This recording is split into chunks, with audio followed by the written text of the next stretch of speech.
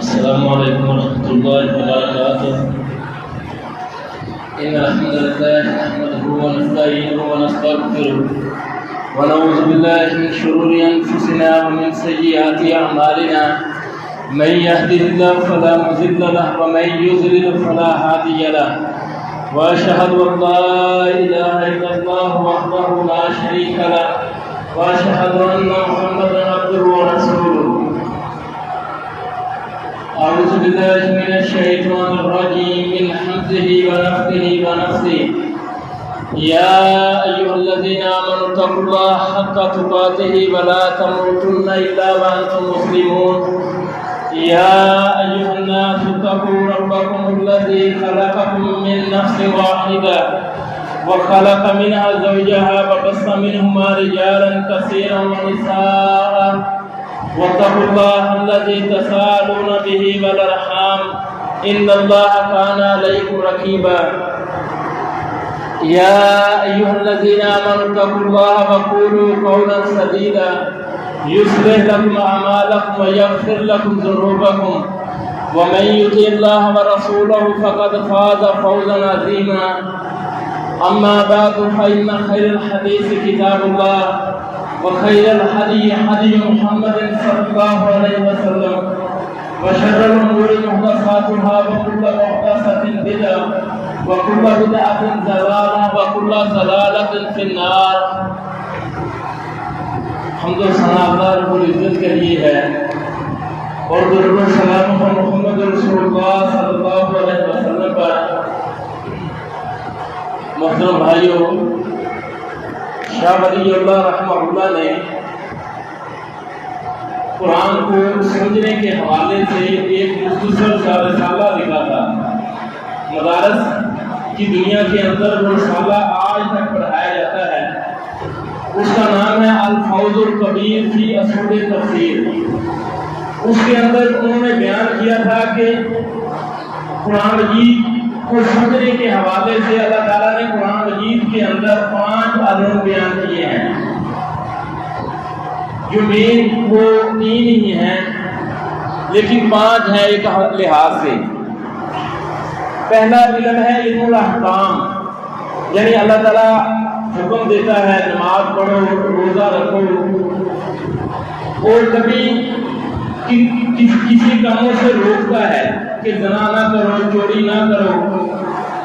یہ ہے علم الاحکام. دوسرا ہے علم التذکیر. تذکیر کا معنی یاد دہانی، یعنی قرآن کا ایک بہت بڑا حصہ تذکیر اور یاد دہانی پر مشتمل ہے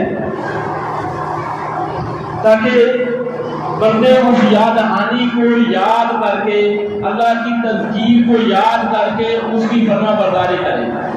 یہ تذکیر جو ہے یہ قرآن مجید کے اندر 3 طرح آئی ہے.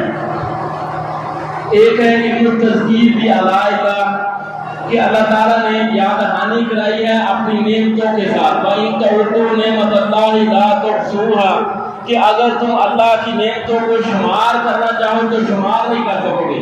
فَبِأَيِّ آلَاءِ رَبِّكُمَا تُكَذِّبَانِ، تم اپنے رب کی کون سی نعمت کو جھٹلاؤ.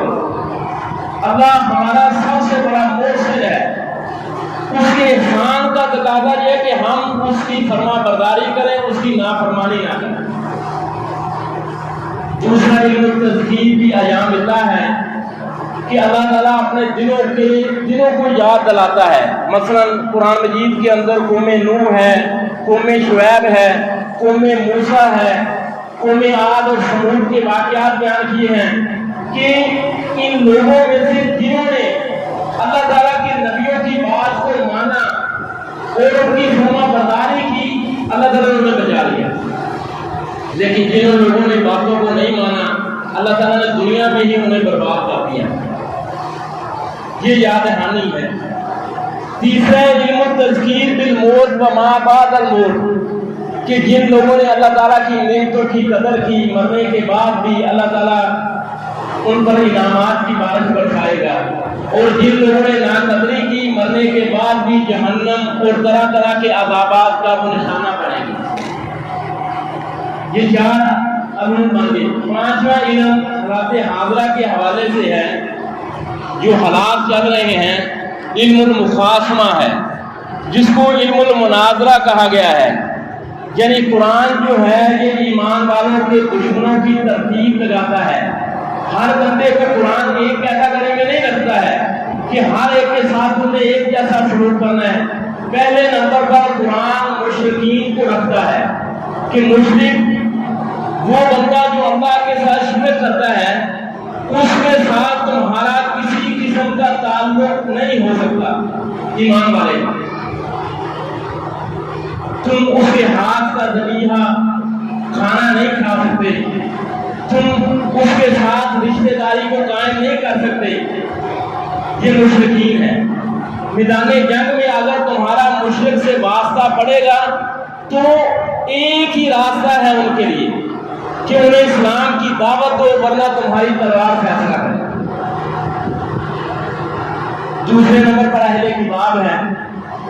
قرآن یہ بیان کرتے ہیں ان کا ذبیحہ تمہارے لیے حلال ہے جو اللہ کے نام پر ذبح کیا گیا ہو۔ ان کی عورت سے تم نکاح کر سکتے ہو، عیسائی ہے، یہودی ہے، لیکن اپنی عورت نہیں کو دے سکتے۔ وجہ کیا ہے کہ ان کی عورت ایک مسلمان کے پاس آئے گی تو ہم تو سارے نبیوں پر ایمان رکھتے ہیں، لیکن ہماری عورت ان کے پاس جائے گی تو وہ تو محمد رسول اللہ صلی اللہ علیہ وسلم کو نہیں مانتے، اس کے ایمان خطرے میں پڑ جائے گا۔ ہاں ہم ان سے عورت لے سکتے ہیں، ان کا ذبیحہ کھا سکتے ہیں۔ نبی صلی اللہ علیہ وسلم نے زینب نامی یہودین عورت کی دعوت کو قبول کیا تھا اور اس ظالمہ نے نبی صلی اللہ علیہ وسلم کو کھانے میں زہر دے دیا۔ تیسرے نمبر پر منافقین ہے۔ منافق کے لفظ عربی کے اندر شوم کو کہتے ہیں، نافقہ عربی کے اندر اس چوہے کو بھی کہتے ہیں جو اپنے دو سوراخ رکھتا ہے، ایک سوراخ پر مٹی ڈالتا ہے تاکہ خطرہ محسوس ہو تو نکل جائے۔ تو منافق بندہ وہ ہوتا ہے جو اپنے کفر کو چھپاتا ہے، یہ اعتقادی منافق ہوتا ہے، اپنے کفر کو چھپاتا ہے، ایمان کو ظاہر کرتا ہے۔ اس کے بارے میں قرآن کہتا ہے کہ اس کے ساتھ تم نے مسلمانوں کا رویہ اختیار کرنا ہے۔ ہاں دو صورتیں ہیں علماء نے بیان کی ہیں، ایک یہ ہے کہ وہ کھلا کافروں کی مدد کرنے لگے، پھر اس کے ساتھ کافروں جیسا رویہ ہوگا۔ دوسرا یہ ہے کہ وہ خود ہی تم پر لڑنے آ جائے، تم اس کے ساتھ نہیں لڑو گے لیکن وہ ہی تم پر وار کرنے پر آ جائے۔ اور قرآن مجید میں اللہ تعالیٰ نے جو دشمنوں کی، ایمان والوں کے دشمنوں کی ترتیب لگائی ہے، اللہ نے فرمایا لا ینہاکم اللہ عن الذین لم یقاتلوکم فی الدین، اللہ تمہیں منع نہیں کرتا ان لوگوں سے نیکی کرنے کہ جو جن لوگوں نے دین کے معاملے میں تم سے جنگ نہیں کی، ولم یخرجوکم من دیارکم، اور نہ تمہیں تمہارے گھروں سے نکالا ہے، تبرؤ کہ تم سے کوئی نیکی کرو۔ یعنی یہ دشمنوں کی ترتیب ہے۔ ان چیزوں کو دیکھتے ہوئے آج کے زمانے کے اندر علماء نے ایمان والوں کے دشمنوں کی ترتیب ایک اور حوالے سے لگائی ہے، وہ ہے وحی کے حوالے سے، کہ دنیا کے اندر جتنے لوگ ہیں یہ دو حصوں میں بڑھ جاتے ہیں، پوری دنیا کے لوگ دو حصوں میں بڑھ جاتے ہیں۔ ایک وہ ہیں جو وحی کے ماننے والے ہیں، ایک وہ ہیں جو وحی کا انکار کرنے والے ہیں۔ کہ جتنے ازم ہیں، یعنی سیکولرزم ہے، ماڈرنزم ہے، کمیونسٹ چائنا ہے، روس ہے یا یورپ کا اکثر حصہ، یہ لا دین طبقے جو ہیں یہ وحی کا انکار کرتے ہیں۔ وہ کہتے ہیں کہ ہمارے ہاں جو قانون چلے گا وہ کسی وحی کی سے حاصل شدہ نہیں ہوگا، وہ ہم خود بنائیں گے۔ لا الہ الا الانسان، یعنی انسان فیصلہ کرے گا کہ قانون کس کا ہوگا۔ ایک ہے وحی کو ماننے والے، وحی کو ماننے والے کو جو آسمانوں سے جو قانون آئے گا، جو احکام آئیں گے وہ ہم نہیں۔ یہ اہل وحی جو ہیں جو دو حصوں میں تقسیم ہو جاتے ہیں۔ ایک وہ ہیں جو اس وحی کو مانتے ہیں جو مشروع ہے، جاری ہے، جو نبی لے کر آئے ہیں، اور ایک وہ ہے جو اس وحی کو مانتے ہیں جو تحریف کا شکار ہو چکی ہے، یہ اہل کتاب ہے، یعنی عیسائی ہیں، یہودی ہیں، اس وحی کو مان رہے ہیں جو تحریف و تبدل کا شکار ہو چکی ہے۔ جو لوگ اس وحی کو مان رہے ہیں جو مشروع ہے، ایک ہے وہ وحی کے الفاظ کو بھی لیتے ہیں اور وحی کا معنی بھی لیتے ہیں، یہ اہل سنت والجماعت ہیں، اور دوسرے وہ ہیں جو وحی کے الفاظ تو لیتے ہیں لیکن معنی اپنا پہناتے ہیں۔ مثلا آپ دیکھ لیں کہ اذان سے پہلے درود پڑھتے ہیں، جب ان سے کہا جاتا ہے کہ یہ درود یہ تم نے کہاں سے لے لیا، تو کہتے ہیں کہ اللہ نے فرمایا ہے ایمان والا اللہ اور اس کے فرشتے جو ہیں وہ نبی صلی اللہ علیہ وسلم پر درود پڑھتے ہیں تو تم بھی درود پڑھو۔ لیکن سوال یہ ہے کہ اللہ کے نبی نے اپنے صحابہ کو اذان سے پہلے یہ چیز سکھائی، یعنی معنی اپنا کرنا رہے ہیں۔ اللہ کے نبی کا فرمان ہے کہ میری امت کے 73 گروہ ہو جائیں گے سوائے ایک کے سب جہنم میں جائیں گے، وہ ایک کون سا ہوگا؟ فرمایا مان علیہ و صحابی، جس پر میں ہوں اور میرے صحابہ۔ اب آپ دیکھ لیں صحابہ نے تو یہ کام نہیں کیا، صحابہ نے کچھ ڈیبیں لگائی ہوں 10 12 کو، صحابہ نے کوئی اپنے جسم پر کوئی تمانچے مارے ہو، نوحہ کیا ہو۔ یہ ہے اہل بدعت کا گروہ جو الفاظ کو لے لیتا ہے لیکن معنی اپنا پہناتا ہے۔ پوری دنیا کے اندر اگر دیکھا جائے تو آج پوری دنیا کے اندر منکرین وحی جو وحی کے کا انکار کرنے والے ہیں ان کی حکومت ہے۔ پاکستان کے اندر بھی کوئی ایسا نہیں ہے کہ جہاں کوئی اسلام نافذ ہے، یہاں انسانوں کا بنایا ہوا قانون نافذ ہے۔ لا الہ الا الانسان، کہ انسان ہماری پارلیمنٹ جو قانون پاس کرے گی وہی نافذ ہوگا۔ ہمیں کوئی پرواہ نہیں ہے کہ اسلام قرآن کیا کہتا ہے کہ سود حرام ہے، زنا حرام ہے، نہیں، ہم نہیں مانتے۔ ہاں ہمارے سامنے عملاً انڈیا ہے ادھر مشرق میں، یہ آئین تو ان کا یہ کہہ رہا ہے، آئین یہ کہہ رہا ہے کہ ہم سیکولر ہیں، لا دین ہیں، لیکن عملاً یہ ہندو ریاست ہے۔ ہمارے مغرب میں یہ ایران ہے، یہ اہل بدعت کی ایک ریاست ہے، اہل بدعت کی، خالص اسلام وہاں نہیں ہے، اہل بدعت کی ریاست ہے۔ ہاں اہل سنت کی جو ریاست ہے وہ سعودی عرب ہے، وہاں اب دنیا پرستی کا شکار ہو رہے ہیں۔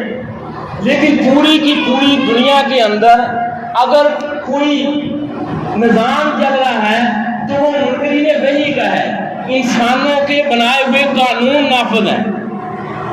اب آپ دیکھ لیں کہ ایک طرف یہ ایران اور اسرائیل کی جو جنگ چل رہی ہے، اب ان دشمنوں کی ترتیب کے حوالے سے دیکھیں کہ یہ اہل بدعت ہے اور اسرائیل وہ اس وحی کو ماننے والا ہے جو محرم وحی ہے، یعنی ایک طرف خالص کفر ہے جو اسرائیل میں ہے اور ایک طرف خالص اسلام نہیں ہے۔ تو ہمارے قریب کون ہے؟ وہ جو خالص اسلام والے نہیں ہیں لیکن قریب ہیں، یعنی ایک چیز ہوتی ہے، ایک ہے نظریہ، ایک ہے عقیدہ، دوسرا کوئی واقعاتی معاملہ۔ مثلا اب دیکھیے کہ اگر چائنا کی جنگ ہو جائے انڈیا کے ساتھ تو ہماری ہمدردیاں کس کے ساتھ ہوں گی؟ چائنا کے ساتھ۔ تو اس کا مطلب یہ نہیں کہ ہم چائنا کے لاطین لوگ ہیں ان کے عقیدے کو پروموٹ کر رہے ہیں، ان کی حمایت کر رہے ہیں۔ ہماری ہمدردیاں اگر چائنا کے ساتھ، ایران کے ساتھ ہے اور ہماری خواہش ہے کہ ایران امریکہ اور اسرائیل کو شکست دے، تو اس کا مطلب یہ نہیں ہے کہ ہم ان کے عقیدے کو پروموٹ کر رہے ہیں، ان کی عقیدے کی حمایت کر رہے ہیں۔ یہ اہل بدعت کا گروہ ایسا ہے کہ صحابہ کو نعوذ باللہ کافر مانتے ہیں، ان کی توہین کرتا ہے، ام المومنین عائشہ رضی اللہ تعالیٰ عنہا پر طرح طرح کے الزامات لگاتا ہے، لیکن اس کے باوجود ہم ان کی حمایت کریں۔ اور یہ نہیں ہے کہ اہل سنت کے ساتھ اس گروہ نے ظلم نہیں کیا۔ 2009 سے 2011 تک یہ اب جو مظاہر چل رہے ہیں، یہی مظاہر شام میں اہل سنت پر ان لوگوں نے چلائے تھے۔ حافظ الحسن، بشار الحسن اور بشار الحسن نے اہل سنت کے لوگوں کے لیے ایسی جیلیں بنائی ہوئی تھی کہ وہ بچے جو ابھی جوان ہو رہے تھے ان کو گرفتار کیا گیا اور جب آپ رہا ہوئے ہیں تو ان کے سر کے بال سفید ہو گئے، یعنی بوڑھے ہو کر نکلے۔ اس قدر یہ ظالم ریاست ہے، لیکن اس کے باوجود ہماری جو ہمدردیاں ہیں وہ ایران کے ساتھ ہے۔ ہماری خواہش ہے کہ وہ اسرائیل کو شکست دے، امریکہ کو شکست دے، اللہ تعالیٰ ظالم کو ظالم کے ساتھ ٹکرائے۔ وجہ کیا ہے کہ اللہ تعالیٰ کا ہم سے ایک وعدہ ہے، وہ وعدہ اللہ تعالیٰ کا ہم سے کیا ہے کہ اللہ تعالیٰ نے یعقوب علیہ السلام کا یہ لقب تھا اسرائیل۔ اس لیے یاد رکھو کہ ہم یہ تو کہیں گے کہ یہودی مردہ باد، یہودیوں پر اللہ تعالیٰ لعنت برسائے۔ نبی صلی اللہ علیہ وسلم نے کیا لعن اللہ اليہود والنصارى اتخذوا قبور انبیاء مساجد، اللہ تعالیٰ یہودیوں پر عیسائیوں پر لعنت کرے جنہوں نے اپنے نبیوں کی قبروں کو سجدہ گاہ بنا لیا۔ لیکن ہم اسرائیل مردہ باد نہیں کہیں گے، کیوں؟ اسرائیل ایک نبی کا لقب ہے۔ اگر آپ کہیں جی وہ تو ریاست بن گئی ہے، اگر ایک مثال ہے ہم کوئی ریاست بنائیں جس کا نام ابراہیم رکھ دیں، جس کا نام ہم محمد رکھ دیں، تو کیا ہم نعوذ باللہ یہ کہیں گے؟ ہاں ہم یہود کہیں گے، یہود مردہ آباد، یہود پر اللہ کی لعنت ہو۔ اسرائیل یعقوب علیہ السلام کا لقب ہے، اور یعقوب علیہ السلام کے ساتھ اللہ تعالیٰ نے وعدہ کیا تھا کہ تیرا جو بیٹا ہے یہ یوسف، یہ آپ جا رہا ہے مصر کی طرف، تیرے ہاتھوں سے گم ہو گیا ہے، لیکن میں تجھے واپس ضرور لٹاؤں گا۔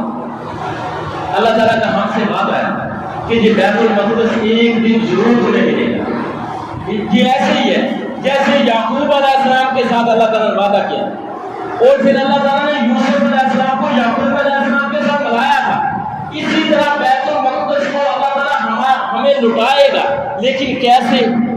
یہ اللہ تعالیٰ کیسے لٹائے گا یہ ہمارے علم میں نہیں ہے، لیکن یہ اللہ تعالیٰ کا ہمارے ساتھ وعدہ ہے۔ اب آپ دیکھ لیں کہ نبی صلی اللہ علیہ وسلم کے زمانے کے اندر یہ جو میں ہمدردی کی بات کر رہا ہوں، یہ میں تو تیر چکے نہیں چلا رہا، کیوں کر رہا ہوں؟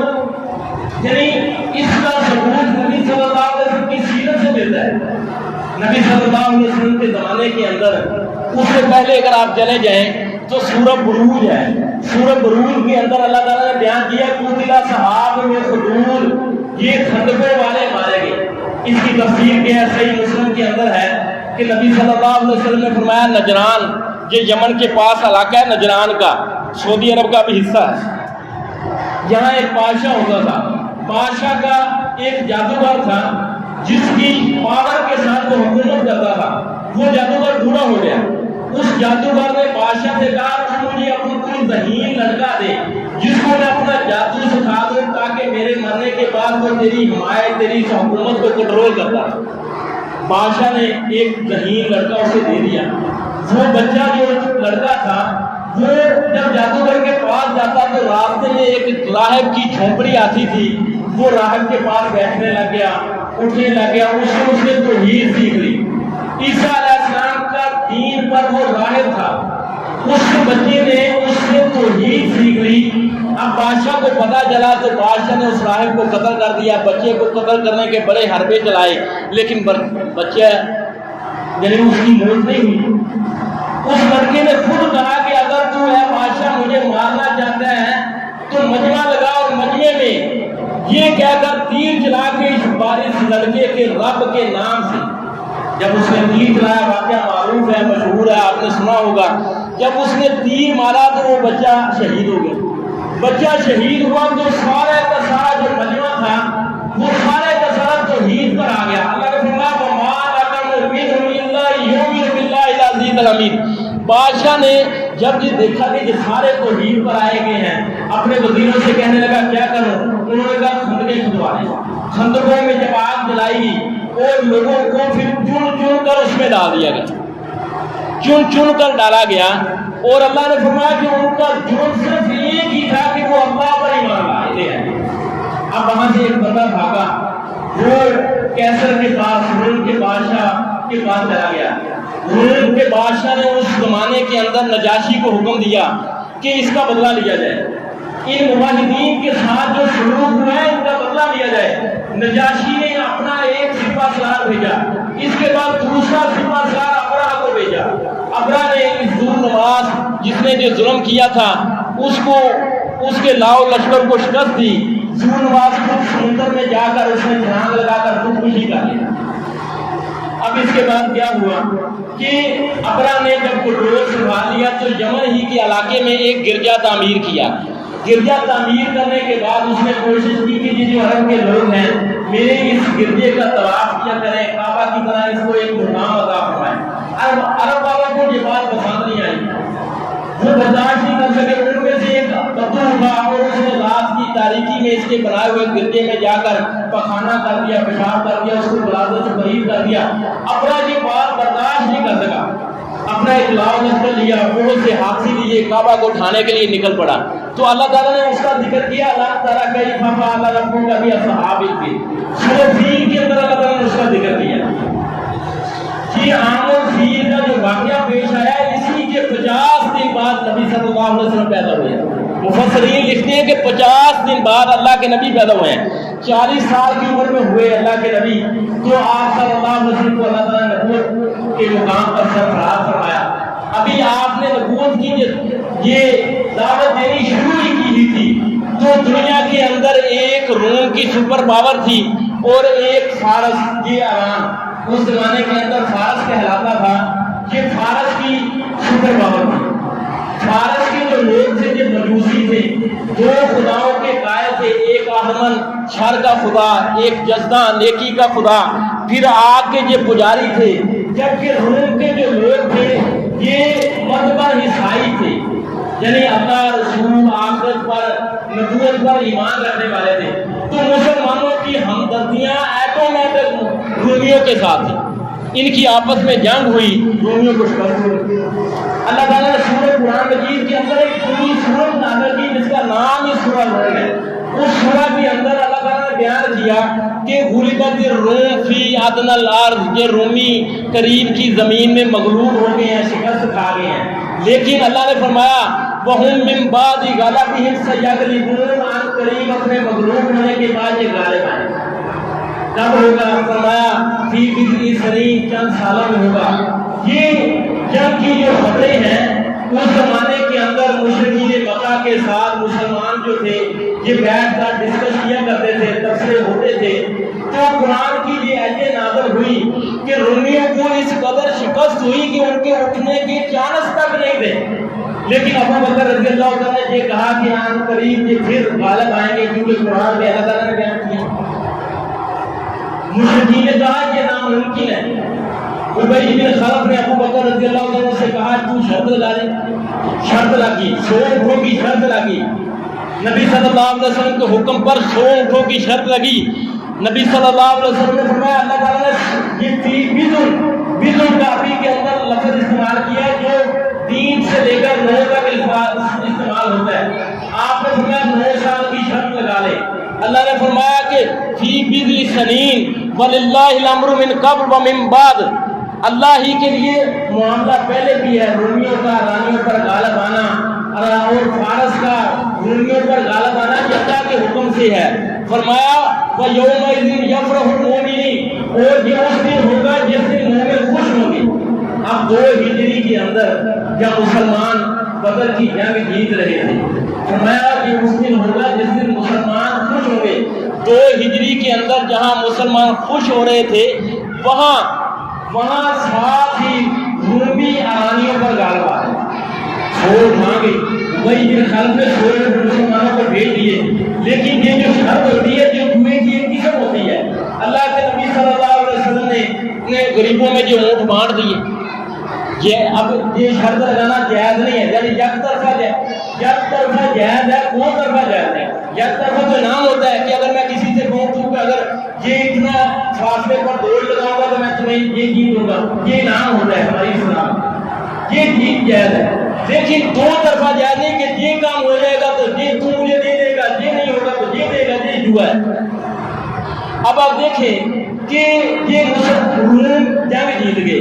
جب رومیوں کو فتح ہوئی تو ہرقل جو روم کا بادشاہ تھا اس نے نظر مانی تھی۔ نظر کیا مانی تھی کہ اگر میں جنگ جیت گیا تو یہ فارس کے لوگ جو تھے یہ بیت المقدس سے ہماری صلیب اٹھا کر لے گئے تھے، میں اس صلیب کو پیدل بیت المقدس لاؤں گا، پیدل۔ اس نے یہ نظر مانی اور کہنے لگا کہ پیدل لاؤں گا، اور وہاں اب یہ 2 ہجری میں یہ صلیب لے کر چلا، 6 ہجری میں یہ وہاں پہنچا۔ 6 ہجری میں وہاں پہنچ کر اس نے نماز پڑھی، وہاں نظر اپنی پوری کی، پھر صبح ہوئی، اس نے بیت المقدس میں ایک دربار لگایا، وزیر وزراء بیٹھے ہوئے تھے، وزیروں نے کہا آج ہم آپ کو پریشان دیکھتے ہیں، بادشاہ صاحب کیا ماجرا ہے؟ بادشاہ نے کہا ماجرا یہ ہے کہ آج میں نے ایک ستارہ ٹوٹتا ہوا دیکھا ہے۔ انہوں نے کہا اس کا کیا معاملہ ہے؟ ہرقل جو تھا جی علم نجوم کا ماہر تھا، اس نے کہا اس کا مطلب یہ ہے کہ اب اس سرزمین پر بیت المقدس پر اس بادشاہ کی حکومت آنے والی ہے جس کی قوم خطرہ کرتی ہے۔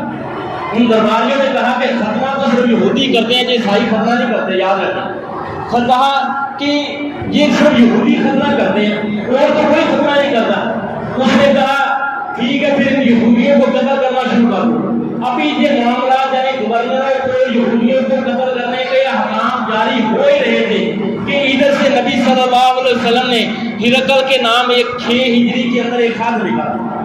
نبی صلی اللہ علیہ وسلم کا جب معاہدہ ہوا 6 ہجری کے اندر صلح حدیبیہ کے نام سے مشہور ہے، ابو سفیان کے ساتھ ہوا کہ 10 سال ہم جنگ نہیں کریں گے۔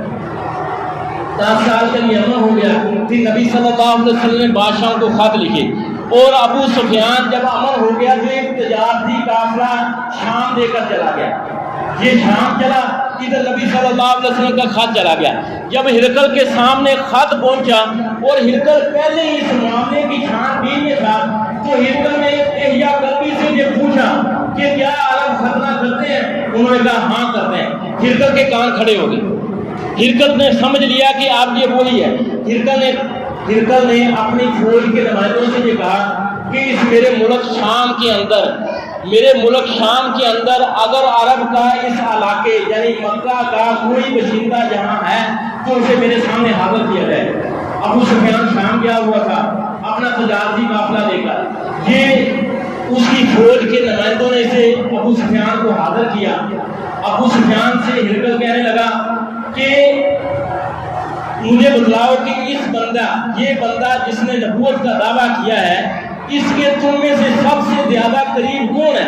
ابو سفیان نے کہا میں قریب ہوں، کیونکہ عبد مناف کی نسل پر یہ میرا اور محمد صلی اللہ علیہ وسلم کا نسل مل جاتا ہے، یعنی یہ نبی صلی اللہ علیہ وسلم اور ابو سفیان یہ دونوں عبد مناف کے پڑ پوتے ہیں۔ ابو سفیان نے کہا میرا نسل مل جاتا ہے۔ ہرقل نے کہا اسے میرے نزدیک بٹھاؤ، اس کے ساتھیوں کو پیچھے بٹھا دو، اور ترجمان کو کہنے لگا کہ اس سے دو کیا میں تم سے کوئی سوال کروں گا، چند میں تم سے سوال کروں گا، اگر میرے سوالوں کے یہ جواب میں گڑبڑ کرے تو اس کے ساتھیوں سے کہنے لگا کہ تم مجھے اشارے سے بتا دو۔ ابو سفیان نے کہا کہ میں اگر مجھے ڈر نہ ہوتا تو میں ضرور جھوٹ بولتا، کیونکہ ابو سفیان نے اس وقت اسلام قبول نہیں کیا تھا۔ اب اس نے سوال کیے، پہلا سوال اس نے یہ کیا کہ اس کا خاندان کیسا ہے، اس بندے جس نے نبوت کا دعویٰ کیا اس کا خاندان کیسا ہے؟ ابو سفیان نے کہا یہ بہت اونچے نسب والا ہے۔ ہرقل کا تبصرہ دیکھیں، ہرقل نے کہا جو نبی ہوتا ہے یہ اونچے نسب والا ہوتا ہے، ایسا نہیں ہے کہ نبی جو ہوتا ہے اس کا یہ نہ پتا اس کی ماں کون ہے باپ کون، ایسا نہیں ہوتا۔ پھر ہرقل نے دوسرا سوال کیا کہ مجھے یہ بتلاؤ کہ اس بندے جس نے نبوت کا دعویٰ کیا ہے اس کے خاندان میں سے پہلے کسی نے نبوت کا دعویٰ کیا ہے؟ ابو سفیان نے کہا میں نے کہا نہیں۔ ہرقل نے کہا اگر ایسا ہوتا تو میں کہتا کہ یہ اس دعوے کی نقل کر رہا ہے، یہ بات بھی اس کی طرف جا رہی ہے۔ تیسرا سوال اس نے کہا کہ کیا اس کے خاندان میں کسی نے بادشاہ ہونے کا دعویٰ کیا ہے؟ ابو سفیان نے کہا نہیں۔ ہرقل نے کہا کہ اگر ایسا ہوتا تو میں بھی سوال کرتا کہ یہ اس لیڈری کو اس مقام کو حاصل کرنے کی کوشش کر رہا ہے، لیکن یہ بات بھی اس کی طرف جا رہی ہے۔ ہرقل نے چوتھا سوال کیا کہ مجھے یہ بتلاؤ کہ اس کے جو اتباع کرنے والے ہیں، جو پیروکار ہیں، وہ کمزور لوگ ہیں یا مالدار لوگ ہیں، معاشرے کے اونچے لوگ ہیں؟ ابو سفیان نے کہا وہ کمزور لوگ ہیں، غریب غربا ہیں۔ ہرقل نے کہا ایسا ہی ہوتا ہے، نبیوں کے ماننے والے پہلے کمزور ہی ہوتے ہیں، لیکن وہ جو چونی قسم کے لوگ ہوتے ہیں جب انہیں خطرہ ہوتا ہے کہ ہماری چدرار چھن جائے گی پھر وہ نیچے آتے ہیں، پھر وہ ایمان کو قبول کرتے ہیں۔ ہرقل نے کہا اچھا یہ بتلاؤ کہ اس کے جو ماننے والے ہیں یہ بڑھ رہے ہیں یا کم ہو رہے ہیں؟ ابو سفیان نے کہا کہ یہ تو بڑھ رہے ہیں، ہم نے بڑی رکاوٹیں کھڑی کی ہیں، ان کا بائیکاٹ کیا ہے، لیکن یہ پھر بھی بڑھ رہے ہیں۔ اب اس ہرقل نے کہا کہ ایمان کا معاملہ ایسا ہی ہوتا ہے، یہ کوئی جادو کی چھڑی نہیں ہوتا، یہ آہستہ آہستہ رفتہ رفتہ بڑھتا ہے۔ ایسا نہیں ہوتا کہ نبی دعوت دے اور سارے کے سارے جن اسلام قبول کر لیں۔ کس قدر نبی صلی اللہ علیہ وسلم نے مظالم برداشت کیے اور تب جا کر جزیرہ عرب کے اندر اسلام کا بول بالا۔ ہرقل نے پھر یہ سوال کیا، کیا اس کے جو ماننے والے ہیں ان میں کوئی بندہ مرتد ہوا ہے، یعنی اس کے دین میں آیا پھر کسی چیز کو ناپسند سمجھ کر پھر اس سے منہ موڑ کر اس سے نکل گیا ہو؟ ابو سفیان نے کہا نہیں، ایسی کوئی مثال نہیں کرتی۔ ہرقل نے کہا ایمان کی یہی شان ہے، ایمان کی یہی شان ہے کہ ایک بندہ جب سچی توحید کو قبول کر لیتا ہے پھر کسی قیمت پر اس کو چھوڑنے پر تیار نہیں ہوتا۔ یہ ہرقل نے کہا۔ اچھا، ابو سفیان نے کہا، ابو سفیان سے اس نے سوال کیا کہ تمہاری جو جنگیں ہوئی ہیں ان کے نتائج کیا نکلے؟ ابو سفیان نے کہا کہ ڈول کی مانند ہے، کبھی ڈول ان کے ہاتھ میں کبھی ڈول ہمارے ہاتھ میں، یعنی بدر کی جنگ وہ جیت گئے، احد کی جنگ ہم جیت گئے۔ یعنی آپ دیکھیں کہ ایسا نہیں ہے کہ اسلام کا جو معاملہ ایسا نہیں ہے کہ اللہ تعالیٰ اپنے نبیوں کی آزمائش کرتا ہے۔ ایسا نہیں ہوتا کہ اسلام کو نقصان نہیں ہوتا، نقصان ہوتا ہے، شہادتیں ہوتی ہیں، لیکن جب اللہ تعالیٰ ایمان والوں کی آزمائش کر لیتا ہے تو پھر آخر کار فتح ان کے حصے میں آتی ہے۔ اس کے بعد ہرقل نے کہا اس نبی کی دعوت کیا ہے؟ ابو سفیان نے کہا اس نبی کی دعوت یہ ہے کہ اللہ کے سوا کوئی عبادت کرے، وہ اکیلا ہے، نماز کی دعوت دیتا ہے، اگر نیکی کی دعوت دیتا ہے، پرہیزگاری کی صلہ رحمی کی دعوت دیتا ہے۔ ہرقل نے اس کے بعد کہا، ایک تبصرہ کیا۔ ہرقل نے کہا میں سمجھتا تھا کہ ایک نبی آنے والا ہے، لیکن میں یہ نہیں سمجھتا تھا کہ وہ تمہارے اندر ہوگا۔ اگر میں اس تک پہنچ سکتا تو میں ضرور پہنچتا، اور اگر میں اس تک پہنچ جاتا تو اس کے پاؤں دو۔ یہ اس زمانے کا سپر پاور بادشاہ کہہ رہا ہے۔ اور پھر وہ کہتا ہے کہ خط لاؤ۔ خط جب نبی صلی اللہ علیہ وسلم کا پڑھا گیا اس کے اندر یہ لکھا تھا کہ اسلام قبول کر لے، اس میں عافیت ہے، اور اگر تم نے اسلام قبول نہ کیا تو یہ جو تمہاری رعایا ہے ان کا بھی بوجھ تم پر ہوگا۔ اب یہ باتیں ہو رہی تھی تو ایک شور برپا ہو گیا، یہ خط پڑھنے پر ایک شور برپا ہو گیا۔ ابو سفیان کہتا ہے کہ ہمیں اس حملی حال سے نکال دیا گیا۔ جب ہم باہر نکلے تو میں نے اپنے ساتھیوں سے کہا کہ اس بندے کا معاملہ تو جہاں تک پہنچ گیا ہے کہ روم کا بادشاہ اس سے ڈر ہے۔ پھر ہرقل نے اس کے بعد اپنے دوست کو خط لکھا کہ یہ خط آیا ہے، کیا یہ واقعی نبی ہے جو ہماری کتابوں میں جس کا ذکر ہے، یہ واقعی وہی ہے؟ اس کے دوست نے کہا ہاں یہ واقعی نبی ہے، اور اس نے اسلام قبول کر لیا۔ جب اس نے عیسائیت کا لباس اتارا تو عیسائی نے اسے قتل کر دیا۔ اب ہرقل کے سامنے یہ دو باتیں آ گئی۔ ہمت میں چلا گیا، ہمت میں اس نے ایک اسمبلی ہال بنایا ہوا تھا، اور وہاں اس نے اپنے وزیر وزراء کو اکٹھا کیا، اپنی عوام کو اکٹھا کیا، خود ان کی جگہ پر بیٹھ گیا، دروازے اس اسمبلی ہال کے بند کر دیے، اور کہنے لگا اپنی عوام سے، اپنے وزیر وزراء سے کہ عافیت اور ہدایت اور کامیابی اگر چاہتے ہو، حاصل کرنا چاہتے ہو تو یہ نبی جس کا خط آیا ہے اس کی دعوت کو قبول کرو۔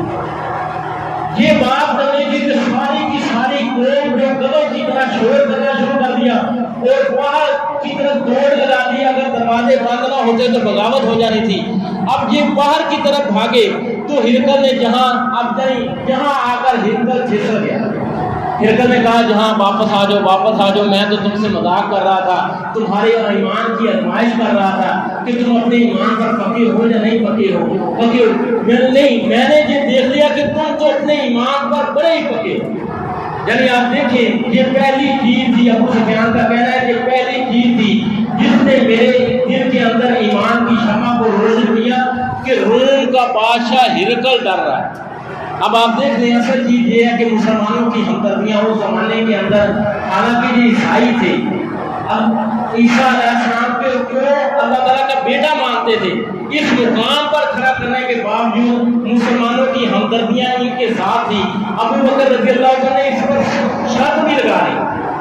تو اس یعنی حالات حاضرہ کے حوالے سے ہماری یہ خواہش اور ہمدردی اران کے ساتھ ہونی چاہیے، لیکن اس کا مطلب یہ نہیں ہے کہ ہم انہیں اہل حق سمجھتے ہیں، خالص اسلام پر سمجھتے ہیں۔ اللہ تعالیٰ سے دعا ہے وہ بات کو سمجھنے اور عمل کرنے کی توفیق عطا فرمائے گا۔